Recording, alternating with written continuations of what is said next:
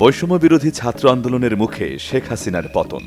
১.৫ দশকের বেশি সময় ধরে আওয়ামী লীগের একনায়কতান্ত্রিক শাসন থেকে মুক্ত দেশ। তারুণ্যের হাত ধরেই দীর্ঘদিনের অধিকার বাস্তবায়নের নতুন স্বপ্ন মানুষের।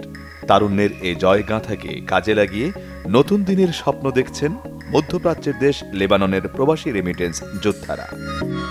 আমরা বিগত অনেকদিন যাবত বিভিন্ন রাজনীতি দেখেছি। আমরা সাধারণ জনগণের কোনোটাই কেমন সেবা করছে আমরা সবাই জানি, দেখছি। আর আমরা বর্তমানে তারুণ্যের প্রতি নির্ভরশীল, আমরা এই তারুণ্যের রাজনীতি দেখতে চাই। আমি একজন প্রবাসী হিসাবে বাংলাদেশ সরকারের প্রতি অনুরোধ জানাবো, যারা বাংলাদেশ থেকে অর্থ পাচার করে বাংলাদেশের বাইরে বেগমপাড়া করা হয়েছে, তাদের সম্পত্তি বাংলাদেশে জব্দ করা হোক এবং কি বাংলাদেশ সেই টাকা বাংলাদেশের উন্নয়ন কাজে লাগাক।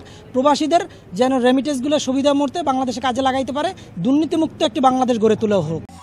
লেবাননের শ্রমবাজারে আছেন প্রায় লক্ষাধিক বাংলাদেশি। বিদেশের মাটিতে রক্ত আর ঘাম ঝরানো বৈদেশিক মুদ্রায়ের এই যোদ্ধাদের আশা, প্রতিটি নাগরিক নিজ নিজ কাজের মধ্য দিয়ে এগিয়ে নেবে দেশের উন্নয়ন।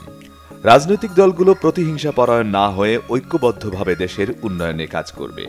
দুর্নীতিবাজ ও অন্যায়কারীদের বিচারের মধ্য দিয়ে পুনঃপ্রতিষ্ঠা পাবে গণতান্ত্রিক ধারা। দূর হবে শ্রেণীগোষ্ঠীর বৈষম্য, এমন প্রত্যাশা প্রবাসীদের। যে বাংলাদেশে মৌলিক স্বাধীনতা থাকবে, বাক স্বাধীনতা থাকবে, বিচার বিভাগ থাকবে এবং স্বাস্থ্য, চিকিৎসা এবং আর্থিক সমস্ত ধরনের সুযোগ সুবিধা থাকবে, যাতে রাষ্ট্রের প্রতিটা মানুষ তাদের ন্যায্য অধিকারগুলো পায়। আমরা এমন একটা বাংলাদেশ চাই যেই বাংলাদেশে আমাদের প্রবাসীর ফ্যামিলিরা সবসময় নিরাপত্তা থাকে, তাদের উপরে কোনো জোর জুলুম, কোনো অত্যাচার না হয়। আগামীতে যারা ক্ষমতায় আসবে তারা যেন প্রতিশোধ পরায়ণ না হয়ে দেশপ্রেমিক হয়ে দেশের জন্য কাজ করে, তাহলে দেশের জন্য মঙ্গল বয়ে আনবে। আগামী বাংলাদেশ হবে শুধু সম্ভাবনার। ভয়হীন সমাজে থাকবে না বৈষম্য। সুদূর প্রবাসে থেকে তারুণ্যের হাত ধরে শান্তিপূর্ণ ও সমৃদ্ধ বাংলাদেশ দেখতে চান লেবাননের রেমিটেন্স যোদ্ধারা।